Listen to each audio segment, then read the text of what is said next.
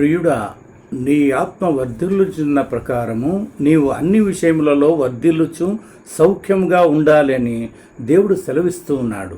సాధారణంగా మనము వర్ధిల్లుట అంటే ఉద్యోగం, ఇల్లు, కారు, బ్యాంక్ బ్యాలెన్స్లు అని అనుకుంటూ ఉంటాం. కానీ దేవుని యందు భయము, భక్తి, విశ్వాసము, విధేయత, తగ్గింపు, ఇవి వర్ధిల్లుట అంటే.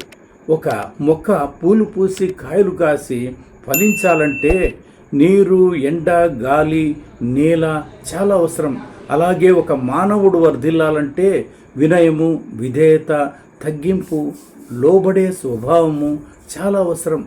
నేడు చాలామంది లోకానుసారంగా చక్కగా వర్ధిల్లుతూ ఉన్నారు.